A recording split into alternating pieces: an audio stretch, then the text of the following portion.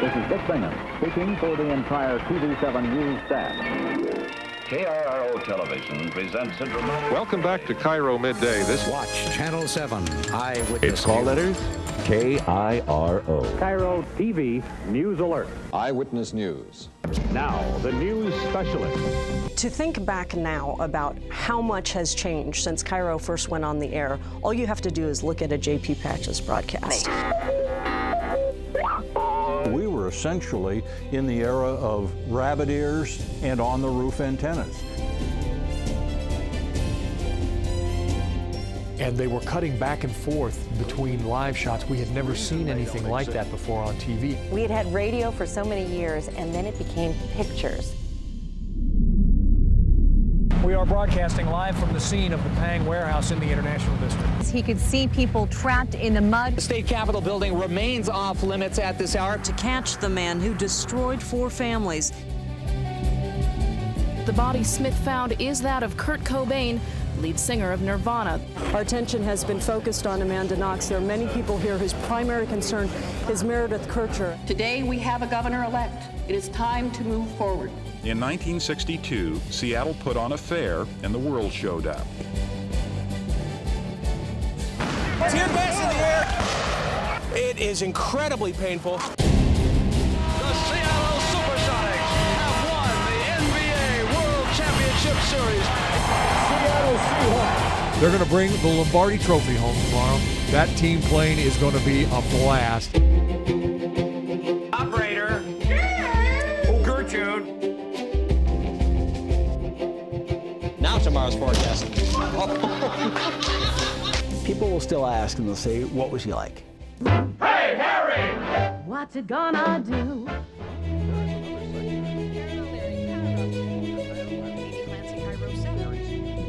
Last year we saw a lot.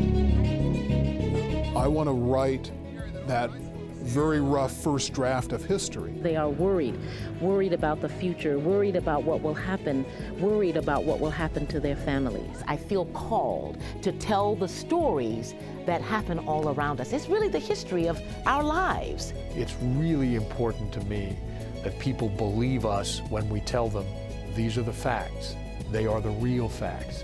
This news is real and it's important to you.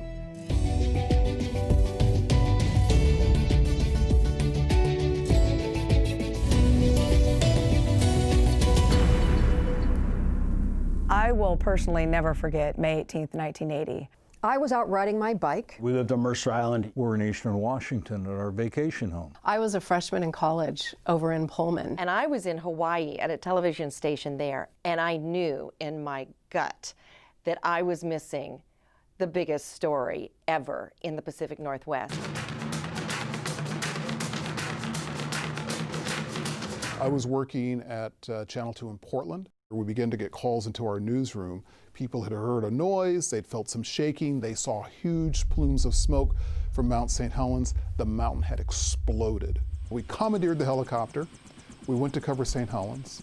So I was one of the very first reporters above St. Helens as it was completely erupting ash, thousands of feet into the air. The mountain started blowing early this morning, and by midday it seemed as if an atomic bomb had gone off inside. Spent the day taking pictures and putting together the story. I could not gather the words to fully capture exactly what happened on that day. Awesome and frightening. Those are the two most often used words in describing the mountain today. Obviously, this was the biggest news story of my career. And I was stranded in Eastern Washington covered in ash while my colleagues were all back here putting together this coverage. The danger escalates as the logjam moves downstream. Not only is the river running faster, it is now running 4 to 5 feet higher. And I remember my dad going in. He had a few simple graphics and things he could use to explain what was happening. But you really didn't know until that evening when the first pictures began to come in. What did it look like? How was it? Citizens have been warned to stay inside. For many people, a lifetime of work had been wiped out in just a few moments. These incredible still photographs of the collapse of the face of Mount St. Helens, the photographer and his friends came in.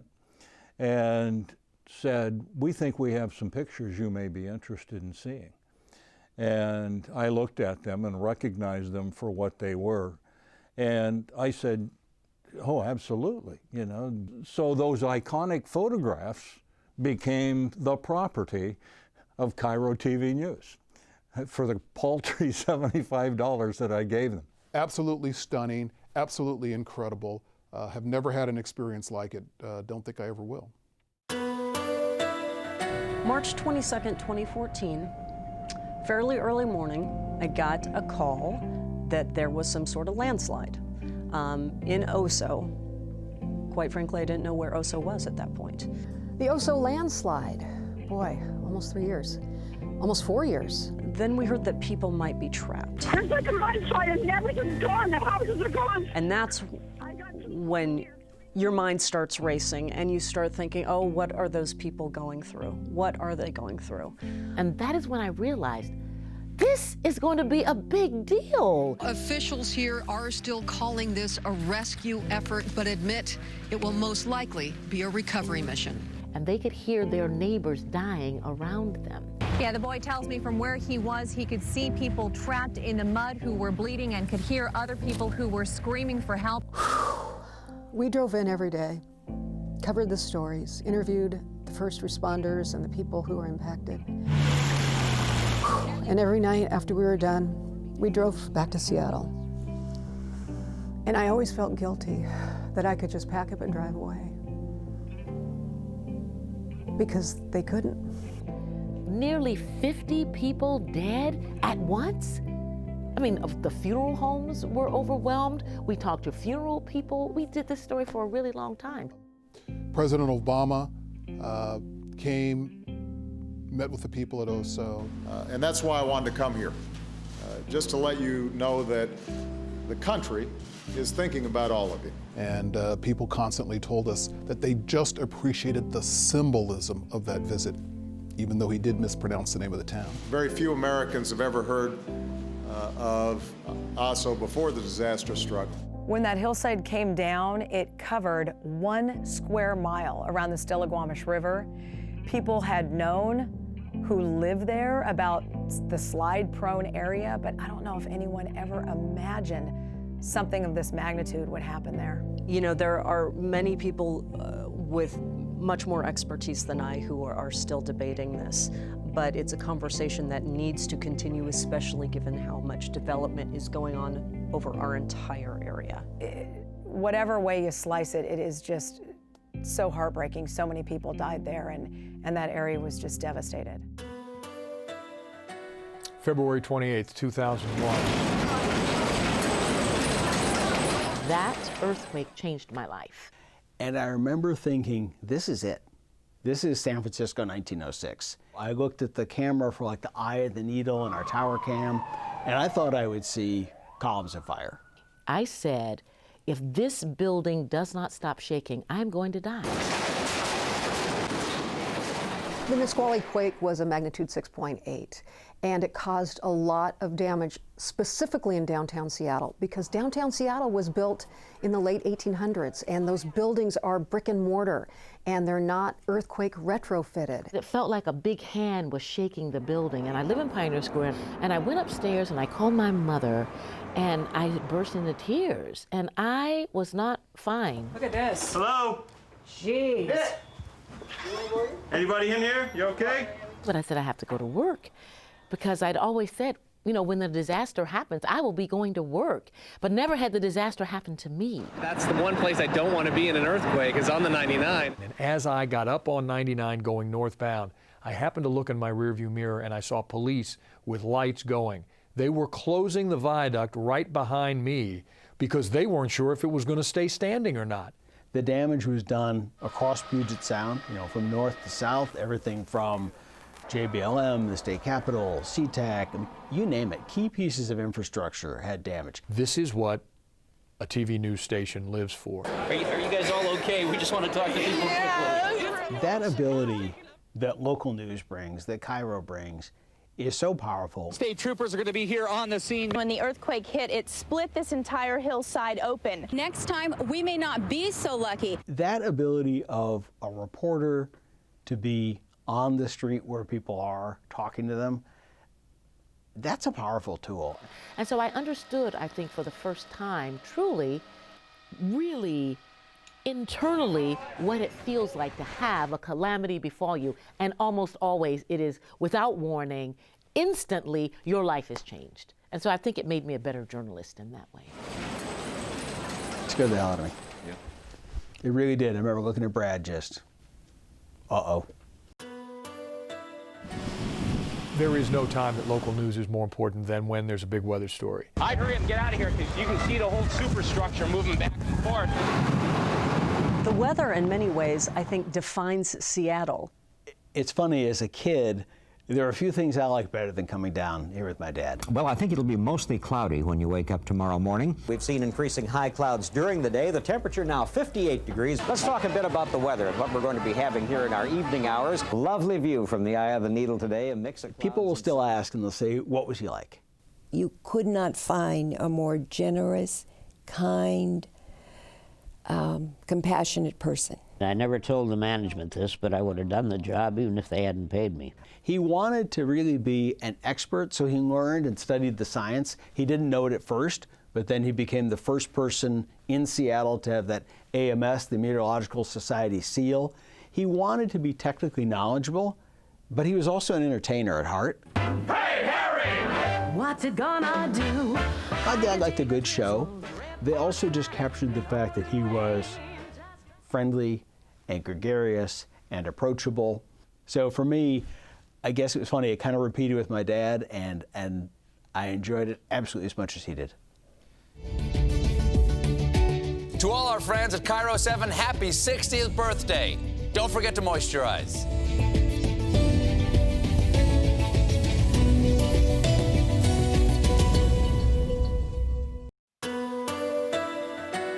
Well, Ted Bundy was a chameleon.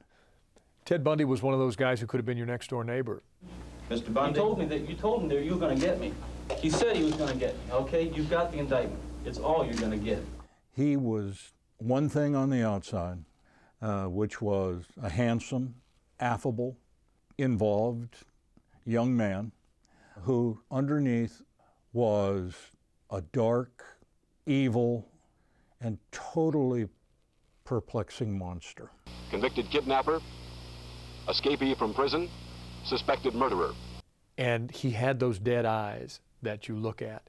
Ted Bundy killed a girl from my high school, and he also killed a gal who lived in the sorority next door. He drove, as I remember, a little Volkswagen, and he would put a fake cast on his arm and ask for help off a hiking trail.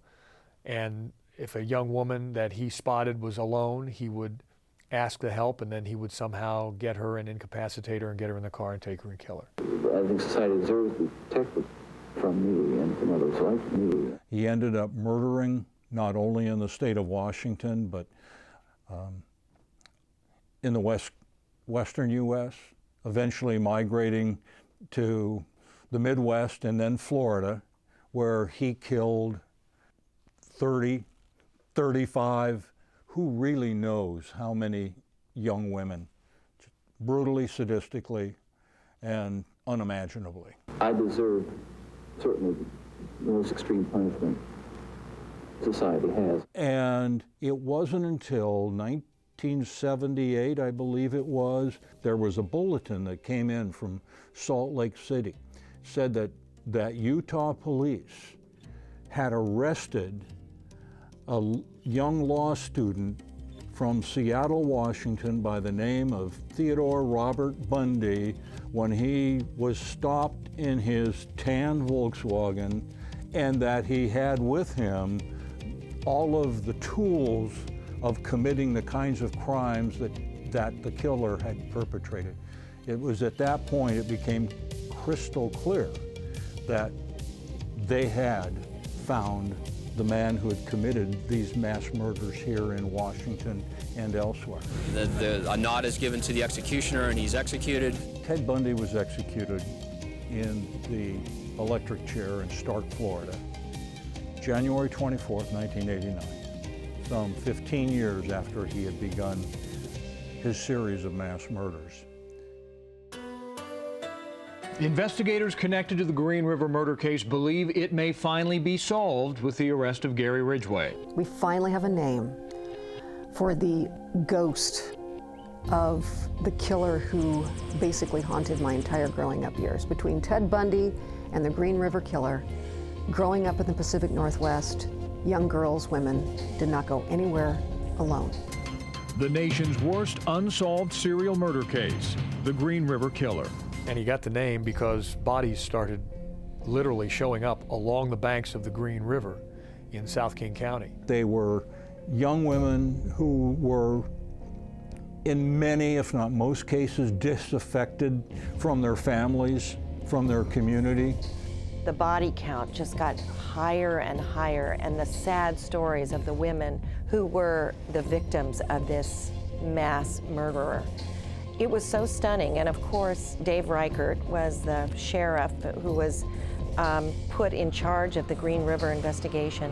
What the Green River Task Force did is get very, very good at forensics, processing crime scenes, gathering things that may not be obvious clues at the moment, but maybe clues that could connect to something later. You don't know what your neighbors are really like until this actually, something like this happens. But he admitted to, I want to say, 50 murders, and some say it could be as many as 70 or 80, maybe even more. Your Honor, this is cause number 1110279, Seattle, State of Washington versus Gary Ridgway. I covered the plea deal, and it was very controversial. The information was filed with the understanding that Mr. Ridgway would plead guilty. So in reporting that story, I wanted to reach really inside the mind of the prosecutor, Norm Mailing, as to why he would give up the death penalty in this case. To determine whether the death penalty should be imposed in this case. And he told me that it was rooted in his religious faith. The mercy provided by today's resolution is not directed at Gary Ridgway, but toward the families who have suffered so much. That it was more important for families who might never get any kind of closure to have that closure than it was to execute Gary Ridgway. He told me he had consulted the Bible. That's a deal that Ridgway struck with King County, but I can tell you I have police sources in Snohomish County and in Pierce County who still to this day, if they find a body that they believe they might be able to attribute to Ridgway, that deal does not apply to them.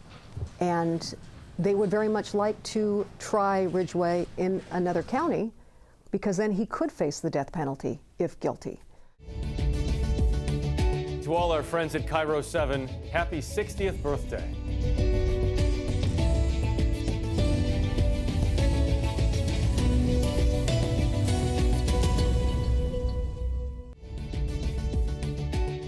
To all our friends at KIRO 7, happy 60th birthday. I remember how loud it was at MetLife Stadium and how many of those fans were 12s. You could hear the 12s cheering every time something happened. It was like a home game. And I said it in the broadcast. You'd think we were back at home. It felt different than that first Super Bowl run where we went to Detroit. It was a bizarre game. It was far more lopsided than I think people expected. The game was long since decided, so it wasn't like it was going to be a last-second field goal that was going to determine it. We knew probably from the beginning of the second half on that there was nothing the Broncos could do to get back into this football game.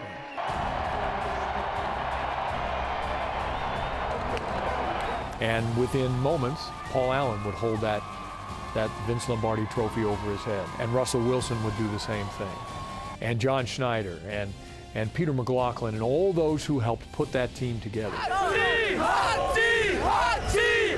That's what makes the players, gives them that compulsion to play at their top of their game, and that's why Pete Carroll said from the very outset, this is for the 12s. Now they can call themselves world champs, and they're going to get rings about as big as a pork roast to sit on their fingers. It's going to be great. The party was great after that. I remember doing a live shot with Monique after the game, it's starting to snow, and I'm just outside the team hotel after we got back from the stadium. And she said they were going crazy in the U District, and there were people in the streets celebrating, and I just remember that all of us were beat. All the dentists at home are cringing, but the Skittles are rampant today. And people were just so joyous. I mean, people were hugging each other and putting their arms around each other, people who otherwise might not even say hi to one another on the street. And everybody was just so stoked. 20, 30, 40, maybe 100 deep. It goes back a couple blocks. If this team wins another 5 Super Bowls and we have 5 more parades, there will never be anything like the first parade. Hey, so tell me, Steve, what is this all like? What does it feel like? When your city unites around you so much that they'll cancel school so you can attend a parade, it shows you how important it is. And they just wanted to yell and celebrate. That's all they wanted to do. This was their team, it was in their city. They were the Super Bowl champs. You know, Seahawks fans, bring home the Lombardi, bring home the Lombardi. This city's never seen it before. You're seeing it right now. And to have something like, what was it, 700,000 people lining the streets of Seattle on just a crystal clear day in February was absolutely amazing. So much fun. Down every sidewalk, on every overhanging tree branch, standing on every mailbox and car top, and down every side street. It was just packed. Pete Carroll, there he is. He's going to get some cheers, boy. Mr. Sherman. And there's Mr. Sherman. And Steve even looked like a little kid. He was so excited, and I know that had to be one of the best days of his life as well. It was absolutely one of the great memories I'll ever have about this team and this organization and this city. Let the celebration begin in Seattle. The Seattle Supersonics have won the NBA World Championship Series. I played basketball, so yes, I was a big Sonics fan. I just remember the entire state really jumped on board because the Sonics were, you know, they were it. Oh my gosh, when the Sonics won the World Championship, that game night, I had to go to a Girl Scout event. And they had just won, and then I had to go to the event. But I remember, even though I was little, being so excited and then heart ripped out when the Sonics got taken away. It stunk.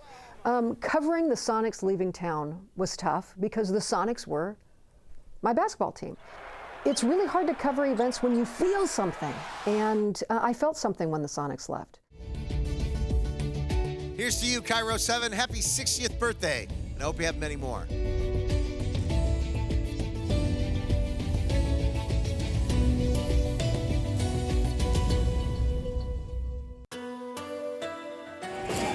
WTO, World Trade Organization. We got some hot dogs. Where's the I think the WTO riots will go down as the big ones. WTO is got to go. WTO is got to go. They just set off the first tear gas right here. One of the big meetings every year. It's held around the world, and Bill Clinton, as president, and the city of Seattle worked hard to get it here in Seattle. I think at the time, everybody who organized it pretty much knew that it was also a magnet for those who protested capitalism, among other things. There were hundreds of protesters chanting, singing, and dancing in every direction. The people who were involved in WTO, the people who planned to protest, did not make that a secret. They did not make that a secret. They told everybody, we're coming, we're going to attack, we're going to do what we want. And incredibly, that is what they did. There are a lot of people here. I don't think all of them are the WTO demonstrators. People in the streets. People in the streets are throwing things. There were buildings, there were businesses that were smashed open, and I don't think that was a surprise to the people who came into town to do that, but I think it was a surprise to Seattle police.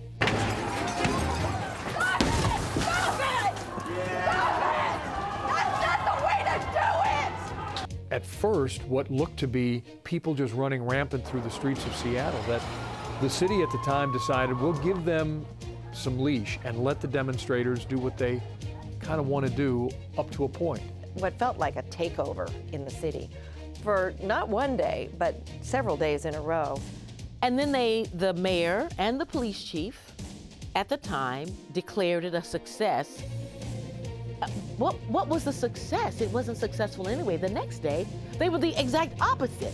Then they were dressed up in their big uniforms and all of that. And then there were curfews. I mean, it just went completely haywire. Police patience finally runs out. And the city was in a state of disbelief for a while, and then a state of lockdown. As police move in on the crowd, photographer Jan Kuwahara and I become trapped. Tear gas in the air! At that point, the camera goes dead, and we become lost in the smoke and tear gas. I was hit by pepper spray. It is incredibly painful. Of course I got tear gassed. Everybody did. I did not get maced. Right after I got the gas in my face, and it makes every orifice drip. Your eyes, your nose, your mouth, you just start to drip. And I remember being on the ground, and protesters and officers and other people were walking by, and a Seattle police officer picked me up by the back of the belt. He just picked me up and put me on the sidewalk. Which, you know, I'm dripping from all the pepper spray or whatever it was they used. And I remember thinking, oh, that was cool, okay. You know, they gassed me, but they picked me up and they put me on the sidewalk, which was, you know, all I could ask for. We didn't want any special treatment. I apologize for those innocent citizens who had to suffer that. A lot of heads rolled over that, starting with the police chief. And the mayor, I don't think ever really survived that situation. I mean, this was a stain on both of them, because despite their declaration on the first night that all had gone well, it had gone well for somebody, but not for most of the citizens of Seattle, and certainly it had not gone well for downtown Seattle. It had gone very poorly for downtown Seattle. I mean, all right, I understand that you have grievances. I get that. I cover them on a regular basis.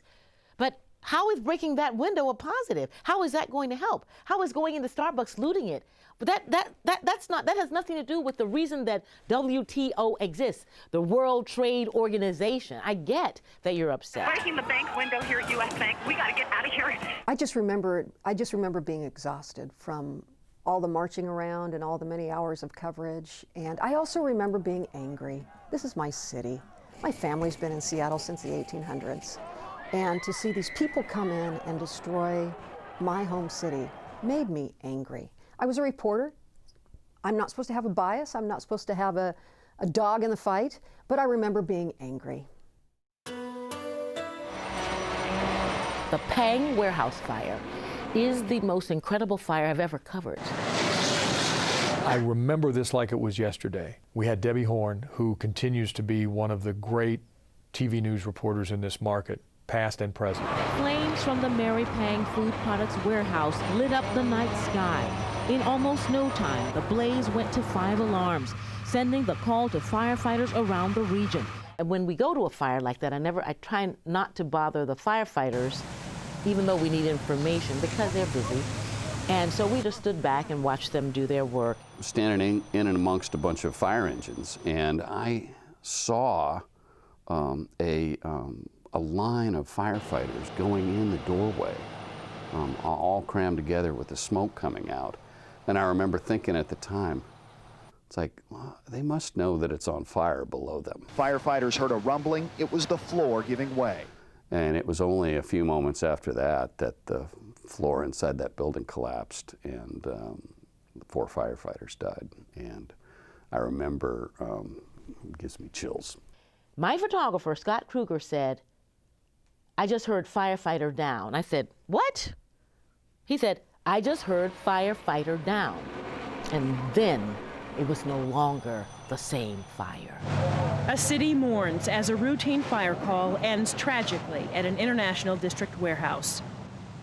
Today, I'm calling upon all Seattle residents to join me in a time of mourning for these fallen firefighters. And I looked at my video later and had video of face of one of the firefighters who died, Randall Terlicker. Terribly, terribly sad scene on a terribly sad evening. You're looking at Chopper 7 pictures right now from high above the scene. The fact that that fire was intentionally set and that Martin Pang was convicted of setting it really, I think, is what rocked the community. He was trying to burn down his parents' business, period. That's it, for insurance money. He wasn't trying to kill firefighters, but that is what happened. And it changed the way the Seattle Fire Department operated from then on. There were so many problems, there were so many issues that they believe led to the deaths of those firefighters. They didn't have all the right equipment. They didn't have the masks. They didn't have communication. So this was a big story, and it was such a sad story. And then covering the memorial service and the parade, literally, of firefighters from around the country coming down the street with on-fire vehicles and ladders crossed, and the memorial service over at Seattle Center. It was just days and days of sadness, knowing that 4 of our own who had hoped to save lives ended up losing theirs. The Lakewood police officers were doing what any officer around the country would do before they start their shifts. They might go get a cup of coffee. And so they're in the coffee shop, and next thing you know, Maurice Clemens walks in there and opens fire. We've got dozens and dozens and dozens of law enforcers that are headed down there right now. And my husband said to me, "Hun, that is your hometown. You are going into work." Tonight on 11 at 11, a police department shattered by violence. Yeah, Mark Renninger, Ron Owens, Tina Griswold, and Greg Richards. And now we're learning more about these Lakewood police officers, the lives they led and the lives they touched. So you knew the ripple effect really quickly. And I remember taking notes, all of their names and whatever we knew about them, and coming to a point when I looked down, I read their names, and I said, we're talking about 4 police officers, and we now know that 9 children lost a parent today. He took away 4 people who served this community, who people loved dearly. There were kids left without their parents, people who had lost their son, their daughter.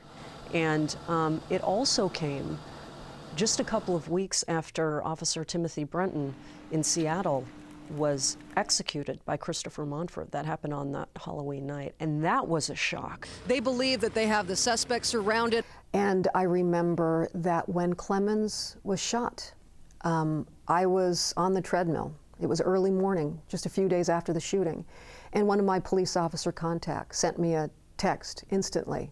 We got him, but my source said, this guy's a hero. He needs to be recognized as being the hero who took down the man who shot 4 Lakewood police officers.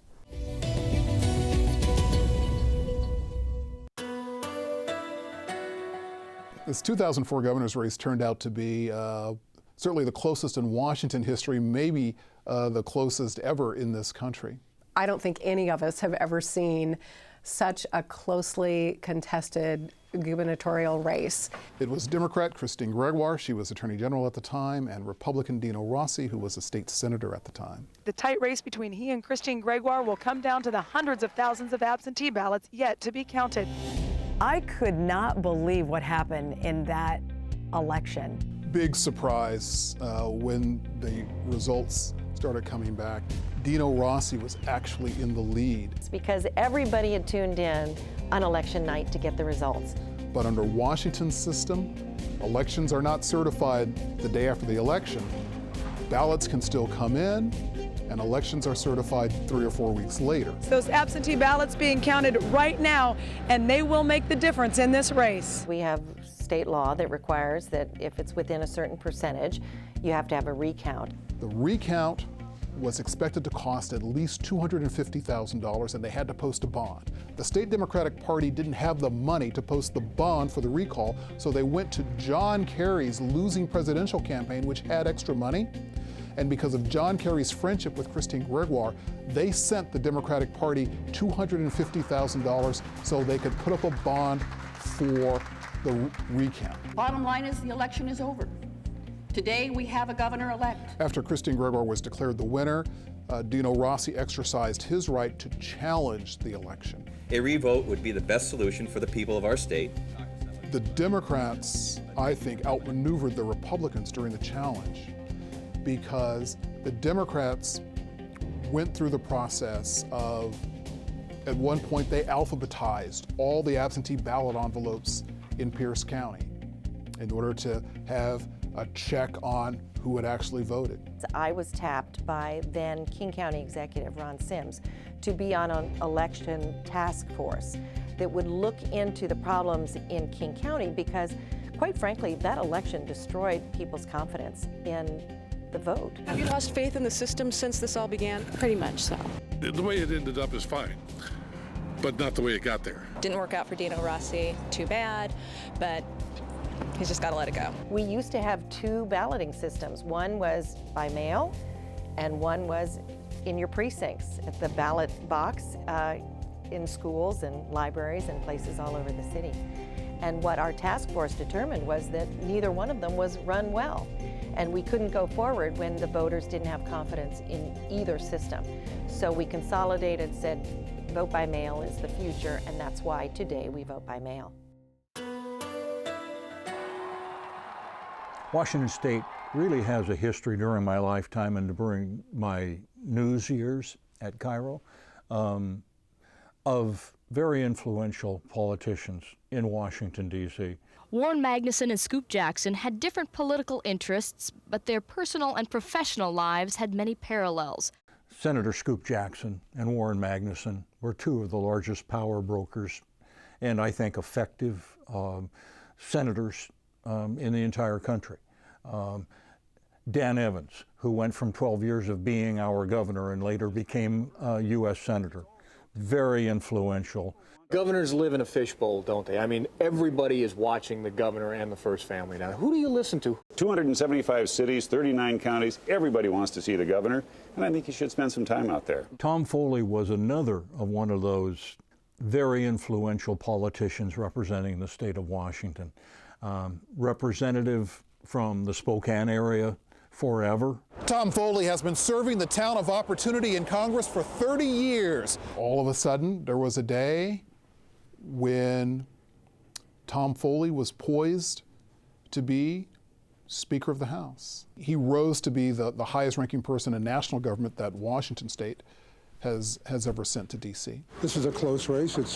It's a nip and tuck down to the wire race, and that's where the candidate should be, and that's where I am. I kind of finally got the clue that he was in trouble when I went to Spokane and I was doing random interviews with people about Tom Foley, and I didn't feel enthusiasm for him. And I think it's time for a change, so I'm going to vote not for Mr. Foley.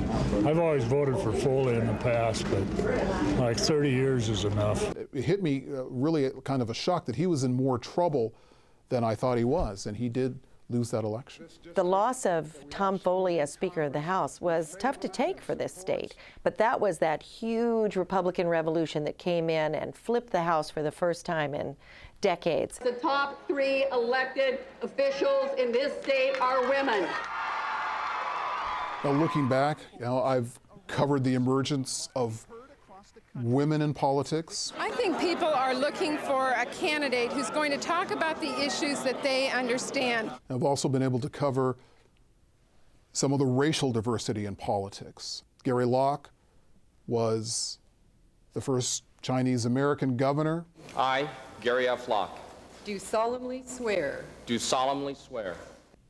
I was covering the night that Norm Rice became mayor and gave a famous speech saying that we would all be at his table. This is what I believe, and this is what I pledge with all my heart and soul. Some of the local history of the gay civil rights movement. We used to talk about domestic partnerships, gradually built to marriage equality. That's history, rooted in politics. How are you? Pleasure to meet you.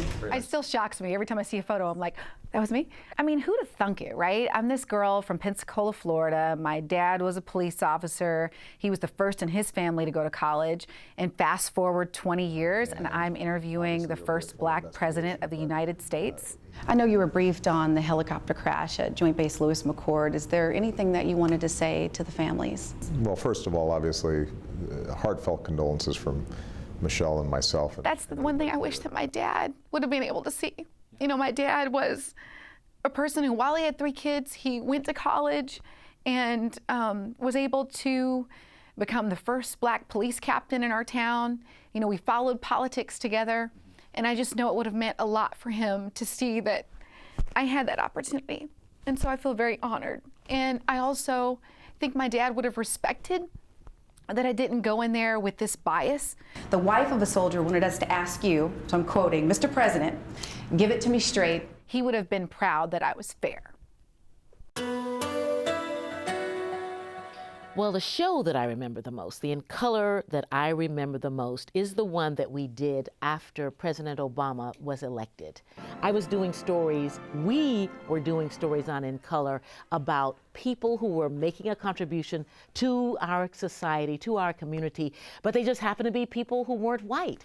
So we thought we'd come to school to find out what the youngest among us want from their new president. And it was remarkable to me, the impact that his election had on these young kids. I'm 13 years old and a 7th grader at Tolkien Middle School in Bellevue, Washington. Congratulations on becoming the new president of the United States of America. You are cool. And in that show, we went to a school, we went to the Bellevue School District.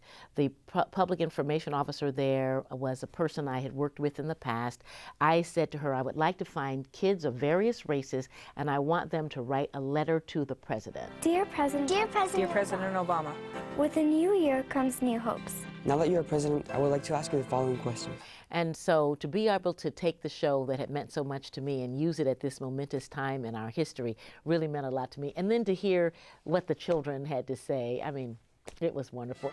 Good luck, Mr. President. I pray that you're successful, and I look forward to growing up and seeing you accomplish these goals. Thank you for running for president and for winning. Your friend, Chaz Donaldson. To all our friends at KIRO 7, happy 60th.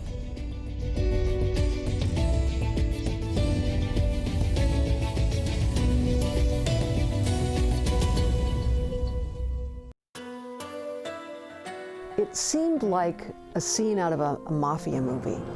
Somebody comes into a card room and just opens fire and kills more than 10 people. I wasn't supposed to work that day. Got a call to come in, begin our coverage of the Wami massacre. They went in there to make money, and they were willing to kill 14 people to get away with it. Unbelievably shocking. There's no way of knowing what was there before, but very little money was found on any of the deceased. They intended to kill every single person. One person survived, and that's what gave police enough information to track them down. Police believe that the only way the killers could have gotten inside is if someone who knew them let them in. But it was just a shocking event, just because of the odds of human life. The case is getting the highest priority and will continue to get the highest priority. Wami massacre is unique because to this day it's still the deadliest mass shooting in Washington state history. We've never had anything like this down in Chinatown. I thought we would always feel like this was something so out of the ordinary we might only see it once or twice in our lifetimes. And just think of how many we have seen in the last few years. October 24th of 2014 was a day that you hear about too much across the country, but now you are hearing about it here. You are watching continuing live coverage of the deadly shooting at Marysville Pilchuck High School. Yeah, when those pictures from their Twitter and Instagram started showing up, I just remember thinking, they are so freaking young. This community is reeling because these murdered children were killed by one of their own children. And he shot them all. And you see these images from Chopper 7 of students, in my mind, are babies, teenagers coming out of the high school with their hands up, that they're okay. Yeah, all of them have found their parents now and have gone home. I remember sitting next to Michelle Millman as we were doing breaking news together, and Michelle got a call on her phone. And it was an automated call from the school district where her boys went to school, just calling everybody to tell them, your kids are okay, this is what is happening. And that's when you see a newscaster also a mother. And it was one of those moments also when you realize our job is to give information to people, but it's also to help them. And in that moment, we needed to help a community make their way through this confusion and this tragedy. One of the teachers at the school told Joanna Small that it was actually Megan Silberberger, a first-year social studies teacher, who ran toward the gunman. We really just are learning some preliminary information about her, but so far an absolutely remarkable story. We went to the high school to do part of our live broadcast there. And I was so struck by the sadness you just sense. It kind of weighs on you. And in the middle of that, I was stunned also by how much compassion was actually shown for the shooter from some people. The family still shocked to know that one of their relatives could have been capable of all of this. It was really stunning that someone had not shot strangers, but had actually shot people he knew and had gathered them at the table. I mean, that community was taken out at the knees.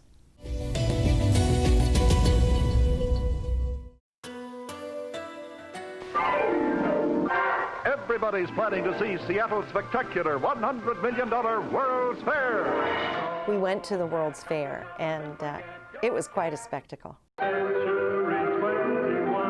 And I can remember coming down I-5 and seeing that Space Needle in the distance and thinking, wow.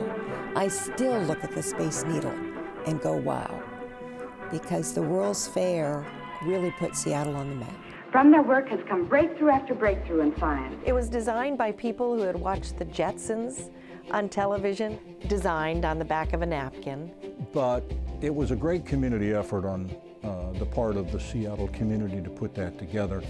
And I think that when you talk about putting Seattle on the map, probably the thing that was the greatest factor in that was that it exposed Seattle to the rest of the country, certainly in a way that it had not been exposed before. The simple truth is, in 1962, Seattle put on a fair and the world showed up. It did what it was intended to do, and that was bring the world here. They made a movie here, for heaven's sakes, with Elvis Presley.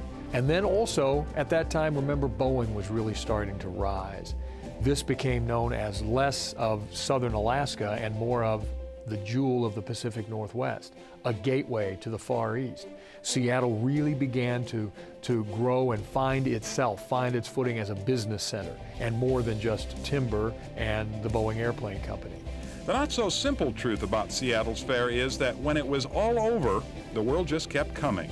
It's almost like we have a magnet going on here because we're lucky enough to have very talented, innovative people who feel the freedom to be innovative, and I think that's a Northwest thing.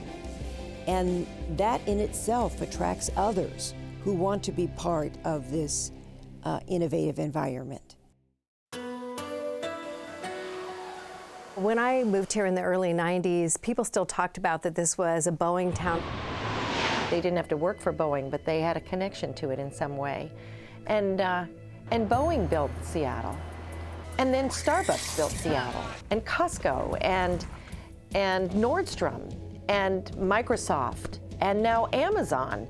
I mean, the Seattle area was built by all these great companies and the individuals who either moved here or were hired into the companies and made them great. A computer based on CD-ROM could actually create a serious home computer market. Which we really don't have today. Whether Microsoft goes public or not, Bill Gates expects his growing company to continue to grow. I remember when Microsoft was really just a few buildings off to the side of the 520 freeway as you drove into Bellevue. So the country's second largest software company is moving here. This is a model of Microsoft's new world headquarters to be built in Redmond. They were in school together, and that'd be Bill Gates and Paul Allen. And those guys decided when they were at Lakeside School that this is really fun, this is interesting. And they started to figure out how to program computers.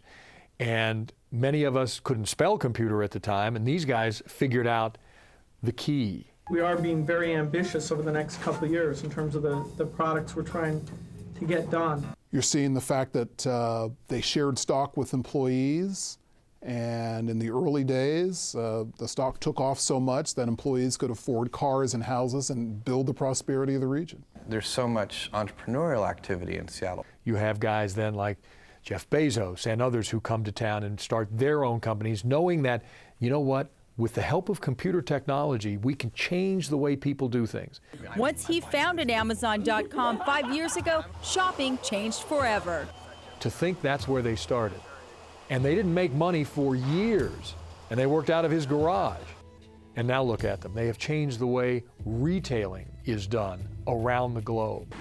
The one thing about having both Microsoft and Amazon be local firms who have become so successful is that they help balance the economy. It used to be that Seattle was a one-company town, and that company was Boeing. We all know Boeing has a business that runs in cycles up and down. And now with other companies being successful here, it helps balance out those cycles, and the region's not so dependent on one company. One of the jewels of the Seattle area that not a lot of people think about is the health care that we receive here, but maybe more importantly than that, the research that's done here. No one ever wants to get sick, but you are in a great place if you need care in the Seattle area. In just a few years, the team has grown from 2 scientists to 32. They just want us to get in there and help cure cancer, and that's what we're doing. When I started health reporting, I hit the ground running with the AIDS epidemic. It was a crisis at the time. Many people didn't understand how you get AIDS, how you protect yourself from AIDS, how you show compassion to those who are living with AIDS. They're doing here what I couldn't do for George anymore, and I still feel like I'm part of George's care. I can talk to people about it, and boy, that just makes a world of difference. So it was our job to tell those stories, to help people become informed, but also to become supportive of the people in the community living with that disease. You had the first from the ground up facility in the country designed for people living with AIDS. Bailey Boucher is a state-of-the-art medical facility with staff hand-picked to deliver first-rate medical care. And it still exists this day on Madison Avenue. But I think the stories that resonated with me most were the ones that involved the courage of people who were going through difficult circumstances. It's just been an anxious moment. After 4 months of waiting, James Ellison is about to begin the harvest of millions of his own stem cells. This cutting-edge procedure is an attempt to rid his body of multiple sclerosis. James was going through a very difficult time with a progressive form of MS. And he was not given very long to live. His stem cells must be counted to see how successful the harvest has been. They are crucial cells filtered from Ellison's own blood. Cells that doctors hope will create a new immune system for him. His insurance company refused to pay for his treatment. Patient's Bill of Rights. He then went on to become an advocate for patients' rights and was very instrumental in getting a patient's rights bill passed in this state. His story lifted me, and I think everybody who watched that man's story. Here's to you, KIRO 7. Happy 60th birthday, and many more.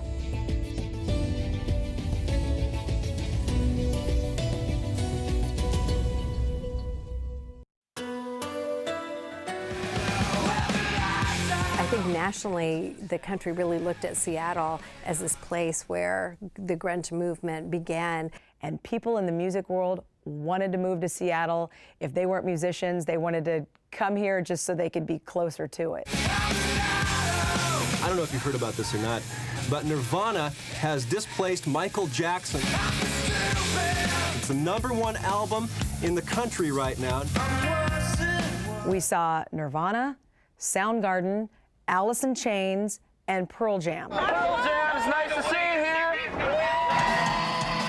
Topping the charts from right here in Seattle. It's pretty great. I can't believe what this is going to do to the Seattle music scene. When Kurt Cobain died, right after that news, I'll never forget. It was just like a day or two later, and there was a huge gathering at the fountain over at the Seattle Center, and there were huge, huge crowds. Courtney Love, you know, Kurt Cobain's widow, was there. I'm sort of numb. I just want to do the best things I can. She was actually, you know, talking with people. We had people from our newsroom who actually went over there and talked with her, and she was out in the middle of the crowd too. Love had more than emotional support for the fans. She also had a message about guns. Guns are bad and drugs are bad, and I don't want my daughter to grow up in a world where there's guns everywhere, you know? When he committed suicide, even 20 years later, there were a lot of questions from people about whether or not it was murder or was it suicide. But I interviewed the detective who investigated that case, and he said that had the gunshot not killed him, the heroin dose that he took would have. So he was pretty confident that it was suicide. For something like this to happen is it's just really sad. I think it wasn't the death of the music. You're always going to have the music, but I think it was the death of the potential. What would Nirvana, what would Kurt Cobain go on to do if they'd had as much time as U2 or the Beatles or any of the other the Rolling Stones, bands that have been around forever? What would Nirvana be doing now? Still making music on their own terms? We don't know. When we first heard about Amanda Knox, honestly, it was an Associated Press wire story that said American student arrested for murder in Perugia, Italy. At that time, I had to look at a map and see where Perugia, Italy was in the first place. And then we started to get some of the bare bones facts about at least the murder itself, that it was Meredith Kircher, her roommate, that they had lived with 2 other women in this home in this otherwise idyllic Italian hillside town. Not only did there seem to be very questionable evidence involved, but we're also talking about a different criminal system, how the Italian court system worked. And so we decided, you know what, we need to get over there. And so we went over there. In Perugia, Italy right now at 23 minutes past midnight. That's right, the verdict, guilty. Let's go to Monique Minglavin. She has more details on this. Monique, what was it like in that courtroom? Well, Angela, Steve just used the word surreal, and that is perfect for what it was like in there. We were in the front row. So we went when she was originally convicted, and then we went back about 2 years later when she was set free. So, Knox Amanda is free.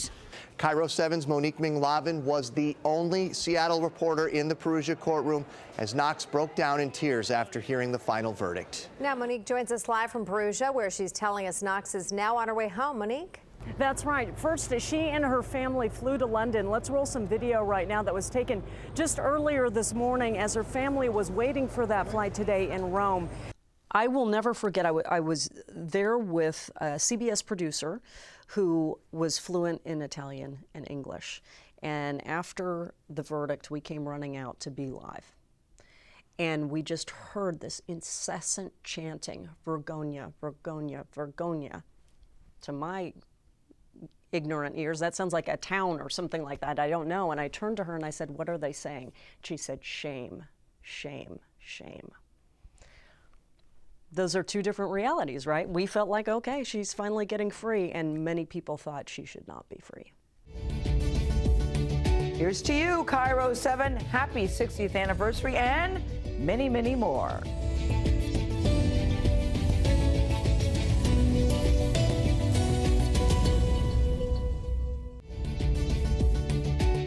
To all our friends at KIRO 7, we would like to wish you a happy 60th birthday. 1, 2, 3, go! Really, the first live broadcast here was J.P. Patches.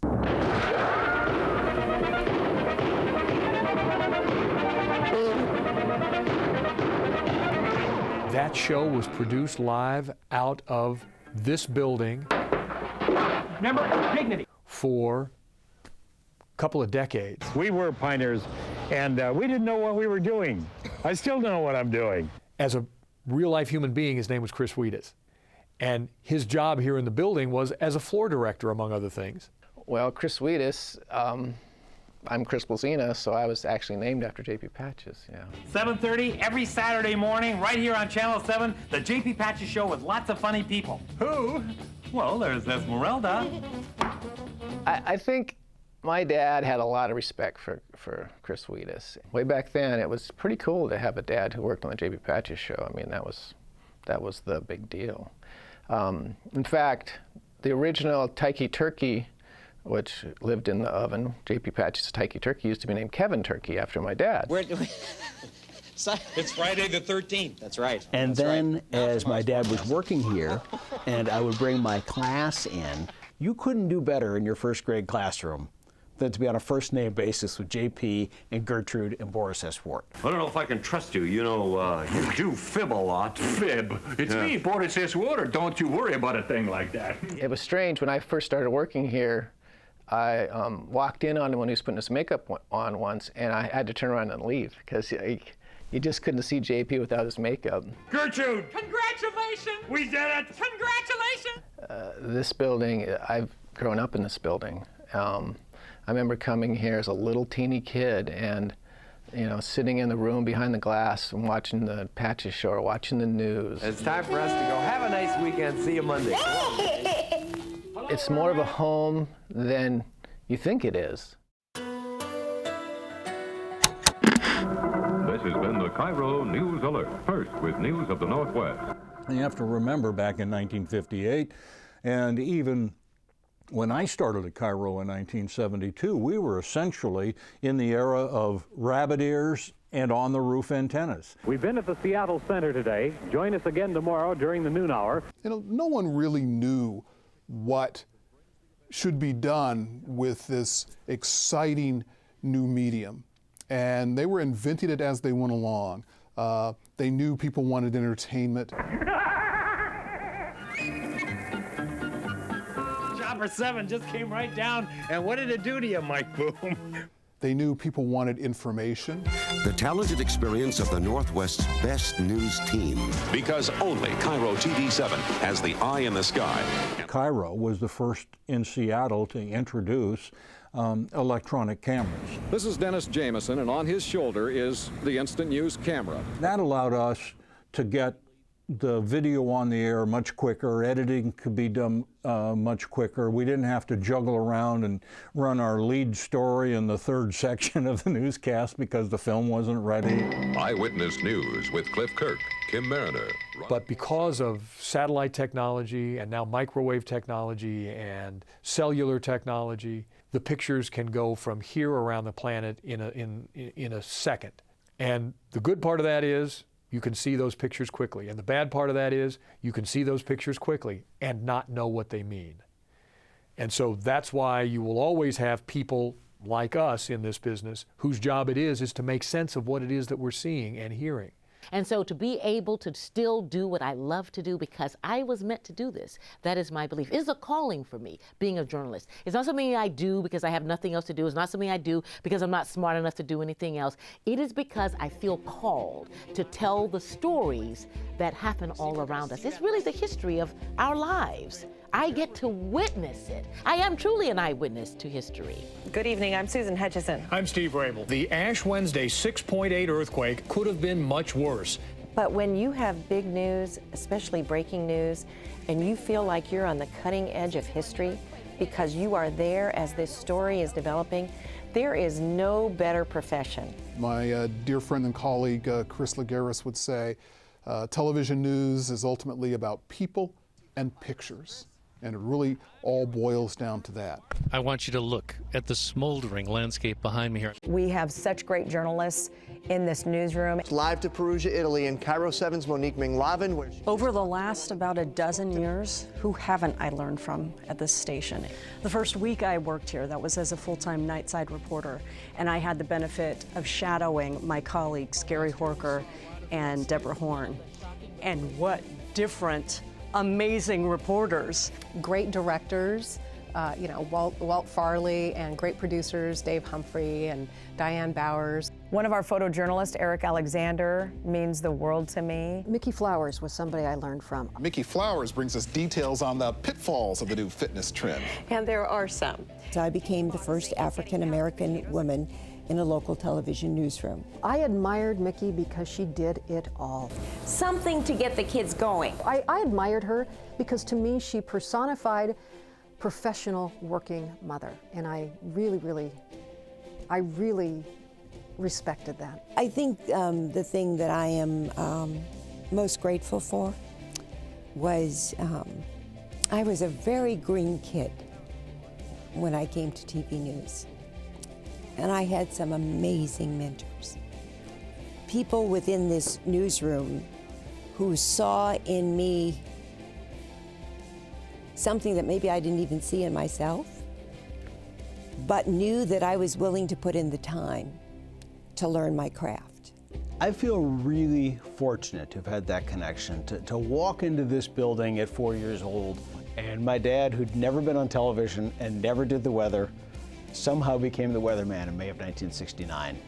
And from there, it's been now almost 50 years of feeling such a great connection to the community. And it's because of that day when KIRO put him on TV in May of 1969. But of course, I have to mention Steve. Sitting next to him during every newscast, not only do you learn about our community, but you get the great benefit of being next to, I think, the greatest play-by-play guy there ever was, but he also applies those skills to giving you the play-by-play of what's happening in the news, especially with spot news. He's able to look at a scene and color in to the edges everything that you're seeing, giving it context and insight. It's really important to me that people believe us when we tell them these are the facts. They are the real facts. This news is real and it's important to you. I didn't come in here with a big J for journalism on my chest. I learned it every day working with people when I first got here. And I was blessed to be able to work with really smart people, and still am, who understand what is important in news gathering and telling that story every day. Happy 60th birthday, KIRO 7. Seriously, happy birthday, KIRO. Thank you for 60 wonderful years. Here's to you, KIRO 7. Happy 60th birthday, and many more. 60th, that's twice as long as I've been here. I've been here half of the years. Wow. To all of our friends at KIRO 7, happy 60th birthday. Happy 60th anniversary, KIRO. You're still looking good. Happy 60th, KIRO 7. You don't look a day over 30.